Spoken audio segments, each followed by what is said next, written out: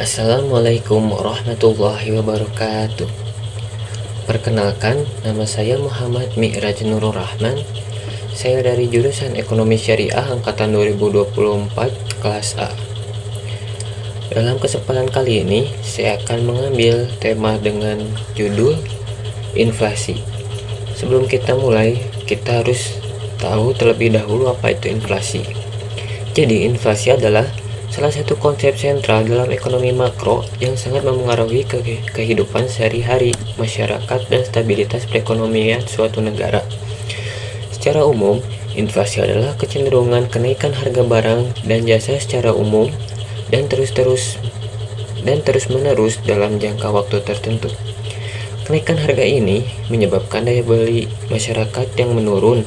Artinya, dengan jumlah uang yang sama, masyarakat tidak dapat membeli barang atau jasa sebanyak sebelumnya. Materi selanjutnya ada karakteristik inflasi. Jadi, karakteristik inflasi di sini ada 3 poin. Yang pertama, kenaikan harga bersifat umum. Jadi, bukan hanya satu atau dua jenis barang, melainkan sebagian besar barang dan jasa mengalami kenaikan harga. Lalu yang kedua, kenaikan harga terjadi terus-menerus. Ini membedakannya dari kenaikan harga sesaat atau musiman. Lalu poin yang terakhir yang ketiga, penurunan nilai uang. Seiring dengan kenaikan harga, nilai real mata uang akan menurun. Materi selanjutnya adalah jenis-jenis inflasi berdasarkan tingkat keparahannya. Poin yang pertama, inflasi ringan atau creeping inflation. Kenaikan harga di bawah 10% per tahun. Pada tingkat ini, inflasi masih dianggap sehat dan dapat mendorong pertumbuhan ekonomi karena mendorong konsumsi dan investasi. Lalu poin yang kedua ada inflasi sedang atau galloping inflation. Kenaikan harga antara 10% sampai 30% per tahun atau inflasi 2 digit. Inflasi ini sudah mulai mengganggu stabilitas ekonomi dan dapat menyebabkan ketidakpastian. Lalu poin yang ketiga ada inflasi berat atau high inflation. Kenaikan harga antara 30% sampai 100% per tahun. Pada tingkat ini, inflasi sudah sangat merugikan dan dapat mengganggu kepercayaan masyarakat terhadap mata uang. Lalu, poin yang keempat yang paling parah adalah hiperinflasi atau hyperinflation. Kenaikan harga di atas 100% per tahun bahkan bisa mencapai ribuan persen. Hiperinflasi dapat menyebabkan kondisi yang sangat parah di mana masyarakat cenderung tidak lagi percaya pada uang dan lebih memilih menyimpan kekayaan dalam bentuk barang. Materi yang selanjutnya adalah penyebab inflasi. Jadi di sini ada 5 poin terkait tentang penyebab inflasi. Poin yang pertama, inflasi tarikan permintaan atau demand pull inflation. Terjadi ketika permintaan agregat total permintaan barang dan jasa dalam perekonomian melebihi kemampuan produksi atau penawaran agregat. Lalu yang selanjutnya ada inflasi dorongan biaya atau cost push inflation. Terjadi ketika ada kenaikan biaya produksi seperti kenaikan harga bahan baku, upah pekerja, atau tarif energi. Lalu yang ketiga ada inflasi impor atau imported inflation. Terjadi ketika ada kenaikan harga barang-barang impor yang menjadi komponen penting dalam produk dalam negeri atau yang banyak dikonsumsi masyarakat. Lalu poin yang keempat ada inflasi struktural. Terjadi karena ketidakseimbangan struktural dalam perekonomian. Misalnya, ketidakmampuan sektor produksi untuk memenuhi permintaan yang terus-menerus meningkat karena keterbatasan infrastruktur, teknologi, atau sumber daya. Lalu yang terakhir, poin yang kelima ada ekspektasi inflasi. Ekspektasi masyarakat terhadap kenaikan harga di masa depan juga dapat memicu inflasi.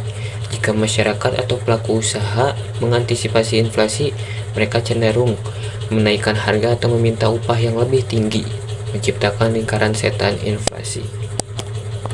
Nah, selanjutnya apa sih dampak-dampak dari inflasi itu? Yang pertama adalah penurunan daya beli. Ini adalah dampak yang paling langsung dirasakan masyarakat. Lalu yang kedua ada kesenjangan sosial.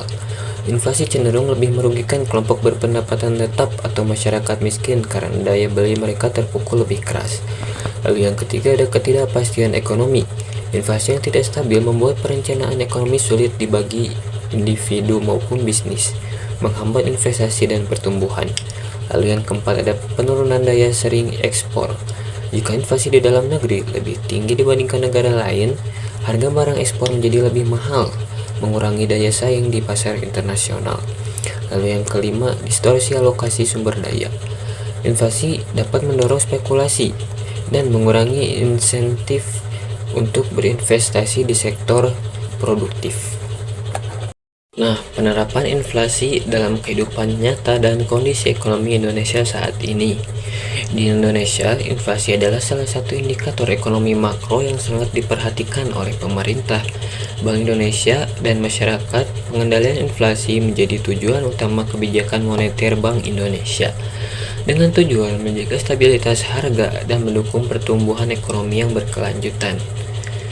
Peran pemerintah dalam mengendalikan inflasi adalah pemerintah juga berperan aktif melalui kebijakan fiskal dan koordinasi kebijakan. Kebijakan fiskal yaitu pengaturan pengeluaran pemerintah, mengurangi pengeluaran pemerintah. Lalu selanjutnya pengaturan pajak, menaikkan pajak dapat mengurangi daya beli masyarakat. Lalu yang selanjutnya ada penerbitan surat ulang negara, yaitu mengurangi likuiditas di masyarakat.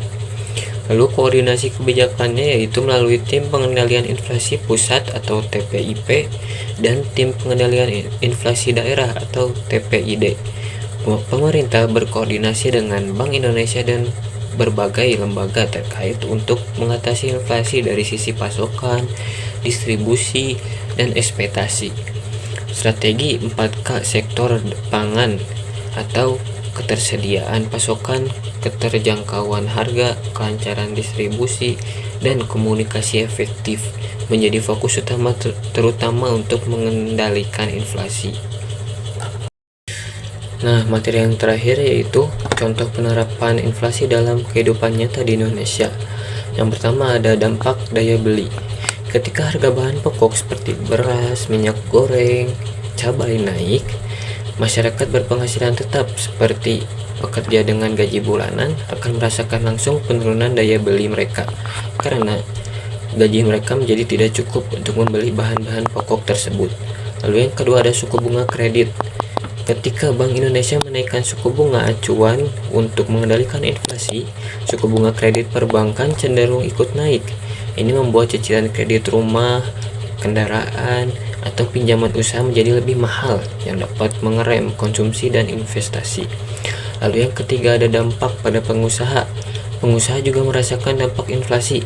Kenaikan harga bahan baku dan biaya operasional dapat menekan margin keuntungan mereka.